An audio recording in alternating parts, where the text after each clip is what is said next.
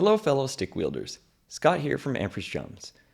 And now that we've extracted and cleaned up the WAV files to put on the Strike Pro SE module, it's time to actually turn them into instrument files so they can be loaded right on the kit's SD card. And so without any more talk, let's get to that. Before we can start the Strike Editor desktop application, we need to first plug in the USB A to B style cable, the ones that are used with old printers. Make sure that's plugged from the Strike Pro to your computer. Next, make sure the power cord is plugged in correctly. And then after that, you can turn on the Strike Pro SE module itself, or the Strike Pro if you have that. Now with the module turned on, you can actually go to the desktop application. So type in Strike Editor, and then that application should start up. And when it starts up, if it works correctly, what you should see, besides the application window popping up, you should also see the new internal hidden drive pop up on Windows. So that's E drive in my case, and you see it just popped up there. So this F drive here, this is the SD card that we've put in, but the module itself has a hidden E drive. For me, again, it may be a different letter for your computer, but there's a second drive, and that's actually where all the default factory sounds and stuff are stored. And you only will get access to that after you start the Strike Pro app. Let's continue with the Strike Editor app by first going into the instrument editor mode. So up here in this mode, click Instrument Editor. And this mode now allows us to create new individual instruments. The other mode is for modifying your entire kit. So right now what we want to do is create instruments from all those waves that we extracted from part 1 using STSE, and then in part 2 that we cleaned up. So now we're ready to start extracting. But before we can extract, what I actually like to do is start copying instrument by instrument to the SD card. So again, F on my computer was the SD card.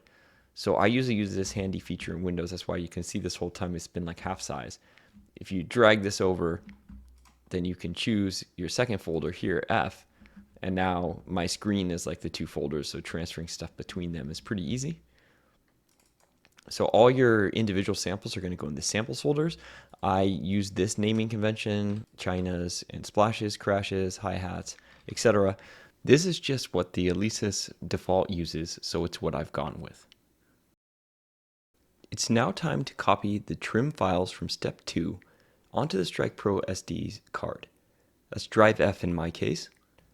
So first I'll double click into the TOMS folder, and now that I'm in the TOMS folder, I'm going to create new folders for each tom that I'm copying. On the SD card, when I create a folder, I like to name it with a 4-character prefix for the plugin that the instrument came from. So in this case, I'm using UGTI with a little u, and in that case it's for UGRI Tone and then Tight Studio. And I know Tight Studio is using the Gretsch Catalina shells, so I'm going to name it that.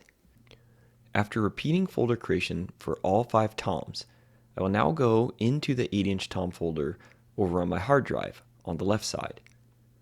In here, I'll select all the wave files, and then I'll copy the waves. Now, back over on the right side, the SD card, I'll also go into the 8-inch tom folder I newly created, and then paste all the files. Now I just need to repeat that same process for the rest of the toms.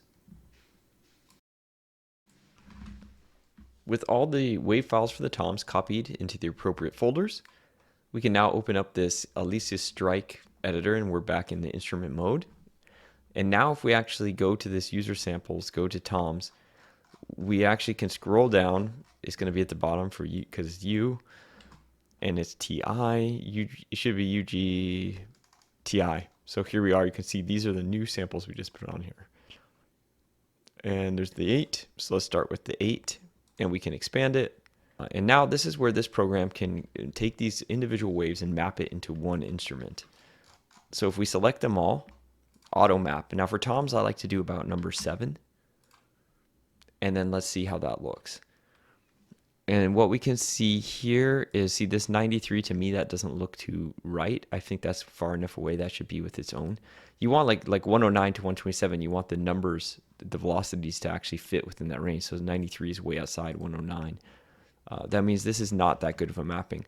So normally when I see this, the first thing I start to see is like, see it's 25 is its own, 33, 41, and 53 their own. That's pretty spaced out, and I don't usually like the low sample. So I'm going to take that out and then do the auto map again, see if this looks better.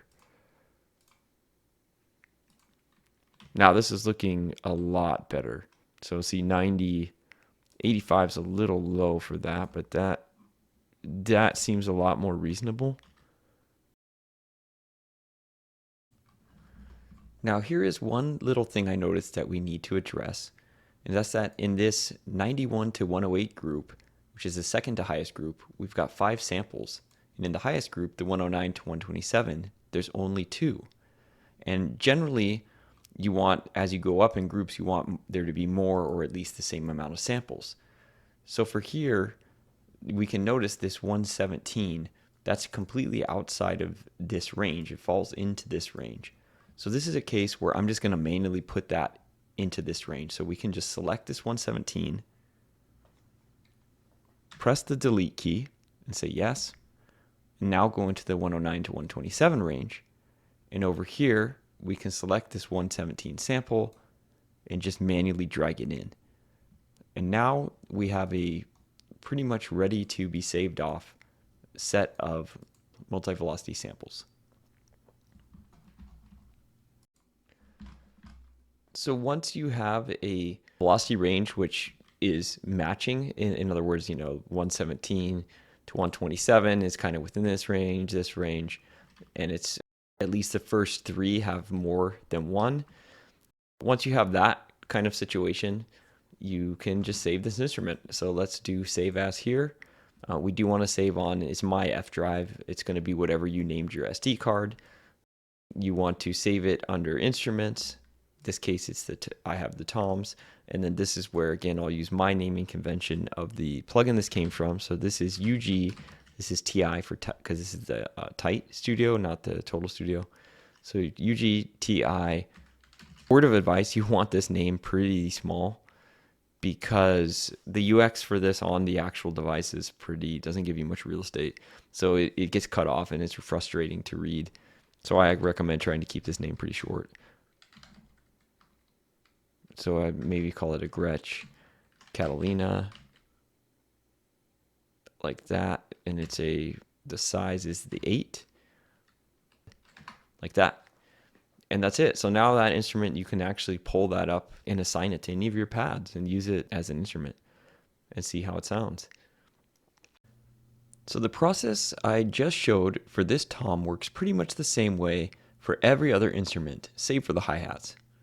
However, the one major thing that does change is the auto map value. So I generally like to use 7 for toms, kicks, crashes, and hi-hats, and even rides. But for instruments like specifically the snare, it gets hit repeatedly. I generally like to use 8 or 10 for the auto map. And for that case, you also need to use more samples, like at least 20 to 24 samples, instead of 14 to 16, which I use for most other instruments. And I didn't mention this before, but you can see when the program starts up, this program, you can minimize it, but you can only maximize it this far. And it also starts out with this samples being really small. I like to drag this over. This is also why I keep my sample name small, so that I can keep this right window small. So as I was doing some of these toms, I noticed there was some wonky behavior happening. Specifically, you can see this first velocity range is pretty decent, but from there down, they've clumped it. A lot of these samples, which are pretty far in velocity ranges, into this one smaller group, and then it's pretty sparse the rest of the way down. And also, like, even though I put 7 ranges, they only really gave me 6. This hasn't been too big of a problem for me for most libraries, but this UGRI, I've been seeing this. Anyways, what I found the easiest way to fix this is, since for that 8-inch tom, we spent the time with the 117 and we got that one perfect. what I found you can generally do, especially in this case, we see these three are right. We can just open that 8-inch tom and copy it. So how do we do that? So if you actually go to open there, you saw, let me redo that. I think I went too fast. So if you do open, we're going to toms, and now we can open that instrument we already created, the UGTI, the 8-inch. And now, that's here. But what we can actually do is just start replacing these files with the ones from the 16 is the one we're currently working on. So we can, hold shift, select these three, hit the delete key. We want to remove these. Now, no, this isn't deleting from your hard drive. It's just deleting it from this instrument package. But we're actually not going to save it. We're going to rename it before we save it. So we're not changing the 8-inch tom. So that was the first three. So we can copy them. Now we have 93, 97, and 101 in this group. So we can delete that and remember that. 93, 97, 101. I hit control there. You can hold shift and click the range, or you can hold control and individually click. Within this range, we have 81 and 77. So let's grab those two. Go ahead and delete these two. Here we have 73. So let's go ahead and stick that in there. Here we have 61. There's no 61 here, so we can do probably, let's just do 57.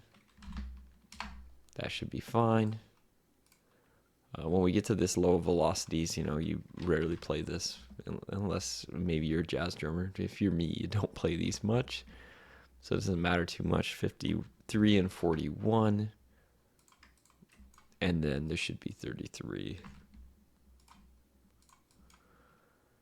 So now we can just do save as toms and just name this as the 16. And now we'll have that one fixed without having to rely on their auto mapper. Last but not least is going to be the hi-hat cymbal, and then separately the hi-hat foot. And the foot includes, the chunk, closing sound, and the splash. So with these two, the first thing you want to do in this Alesis Strike program, you have to go to New. I'm not going to save these changes, so that's fine. And then this drop down, single, is what you would use for any other instrument besides hi-hat stuff.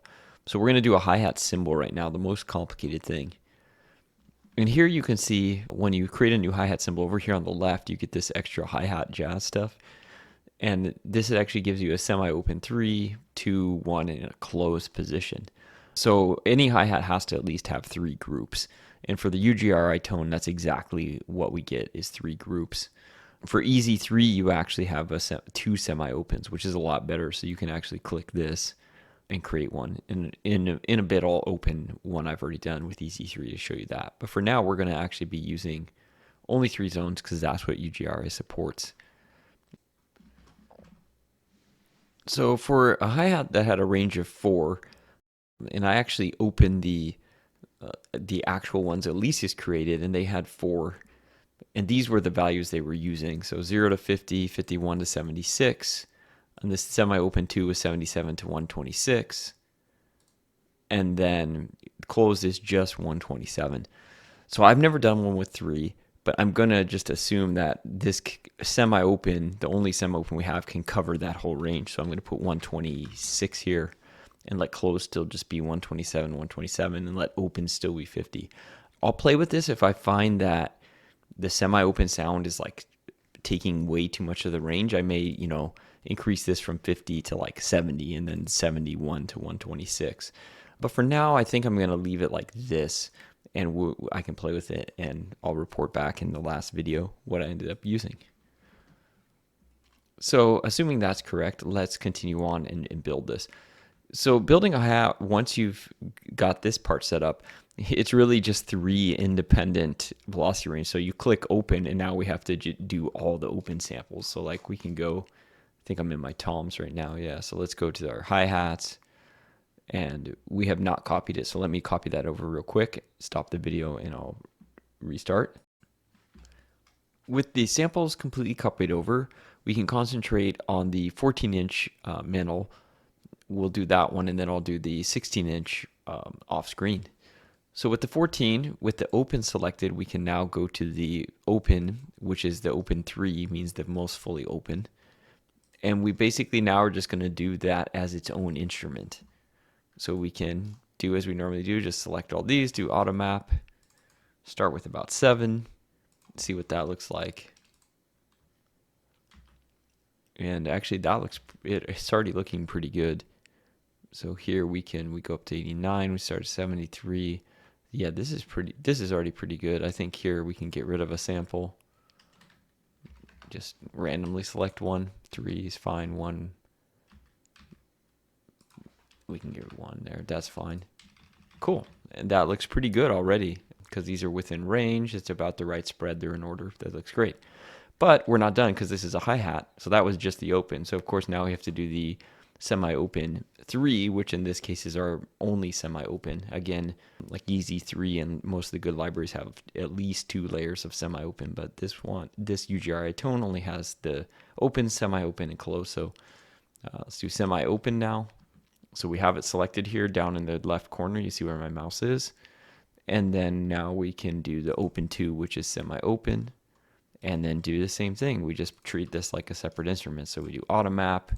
We do about number 7.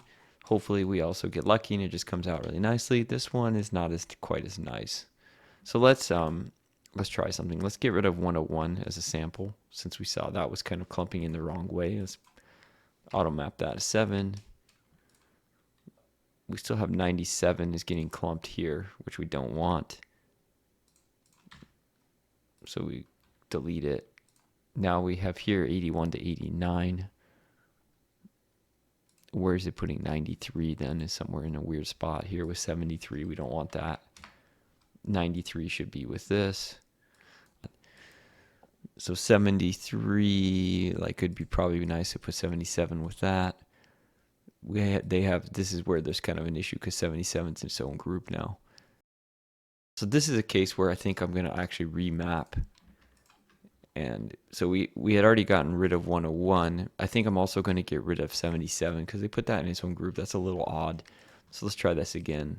Auto mapping without it. And we can add it back in if we want with the 73. This is looking a lot better now. Yeah, it's looking a lot better. So let's get rid of 97 from here. 81 and 89. That's pretty good. I would prefer maybe 93 with that, but now where did they put 93? They put 93 here with 73. So we got rid of 77, so we can just put it back there. Ignore what it maps as. Here we don't need all 3 of these. Let's get rid of 57, 49, and then that looks good. All right, so that looks a lot better. I'm a lot happier with that. We probably don't even need 2 samples here at this really low velocity range. Just get rid of 1, 2, save some space. Why not, right? That looks good. And then see, again, it's a hi-hat. We're still not done because that's only the first 2 ranges. We still have to do the closed. So to save some time, I'll just do that closed offline since it's going to be very similar to the open and semi-opened. Cut the video here and come back when it's complete. And so now we finally are done because we've done the open, the semi-open, and the closed. So we can save this. And we can save this as a hi-hat. Now EZ Drummer 3 actually gives you like a bow and an edge for close, so you can make 2 separate hi-hats. But for this one, these are all edge samples, so it's just the edge. Let's use my naming convention. It's tight, so TI, and these are a Menel. What was this one? A 14. I think it was a Menel. I forget what the HCS, I think, and it's a 14. And this is the edge. And that's all we're going to have. So that's the normal hi-hat. So now let's go on to the hi-hat foot pedal. To do the foot pedal, we got to do the same thing and go to File, New. And of course, yeah, we're done with that. I already saved it. And now we choose hi-hat pedal. So this one's a little more simple because you just have this stomp, chonk stomp, and splash. So chonk stomp for us, that's going to be this foot closed. So we can, just do the same thing, do the auto map. I usually always start with about 7. And the only one I really start with something way higher is snares. Snares I start with like 12 because you want a lot more samples for snares, a lot more ranges. But for everything else, I start with 7, see how it looks, and go from there, go up to 8, or go down to 6 if it's something like a splash or something I don't care about as much. So for this one, this is actually already looking pretty good. We have 97 here, so we can get rid of that. And this is the case too, like we don't really need 4 samples here. We don't need like 4 here, because for your chonk stomp, I mean, like how your ear can't really hear the difference too much on something that's, you're not playing it so fast. So we can, since there's some anomalies here, like 101 shouldn't go here. That's too high considering these 3. So we got 81, 93, 89. That looks pretty good. And that range is 90. That's 81. That's 91. So that's a little, we might modify this range slightly. 73, that looks good. 57, 41. That looks pretty good. Now 25 is a low sample, but I don't have like a 31. So I think I'll leave that. And also I like the hi-hat to be more quiet overall. I think that's pretty good. I might just modify this range slightly. I think I would bring this down from 91 to maybe like 86. And then, so then this would be maybe like 70 to, whoops, I can't type. 70 to, what was this, be 85 then? And then just edit this to 69. You can see I just kind of, if I increase one range, I just slowly go down the chain until it kind of evens out.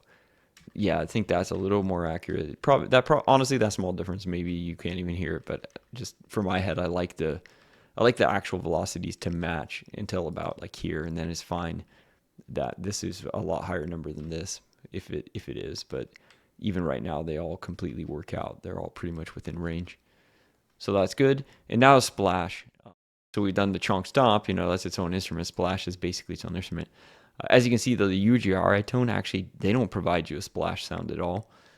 So I don't really actually care about splash. So I think what I'll do in this case is probably just take the open 3 sound.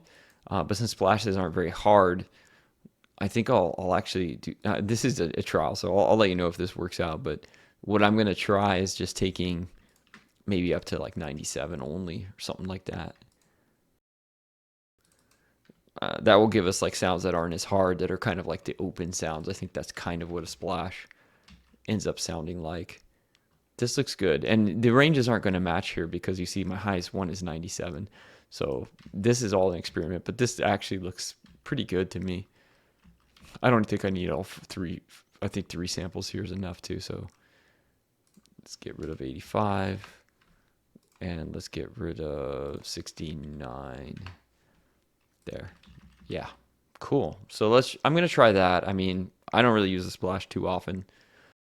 It's not something I normally play with, maybe only like in drum solos or very infrequently. So I'm going to assume that's good. And so now we can just save this thing off. So this is a hi-hat. And now this is going to be this, but it's not edge, it's going to be foot. And there's how you have it. So finally for a snare, well, UGI tone, I don't really like their snares because A, they sound really boxy even when you change all the mic sounds. But B, worse than that is they don't actually provide a separate rim shot sound. It's like just the higher velocities have the rim shot built in. So to try to make a valid instrument out of it is pretty tough. So I don't use UGI snares. And I don't feel like going over another full snare in terms of just doing it. So what I'll do is I'll just show you, you can, open anything you've already done to look at it and change it or whatnot. So I'm just going to open a snare I've done from EZ3. So if we go here, one of my favorite snares, in fact, of all is this TomN BB. So let's open the head of it. And so you can see right off the bat, you can see I use, like I said, like 12 ranges for snares. And you can see like, 113. It's got the highest samples, 101 to 112. It's got these higher samples. And they're all pretty much within range. As I keep, you can just see the velocity ranges are a lot more tight, and there's a lot more of them. And each group has about 3 samples down to about here. Then it just goes down to like 1. But I found this is, for the snare, I really like a lot more sounds because you're playing it so much and so frequently.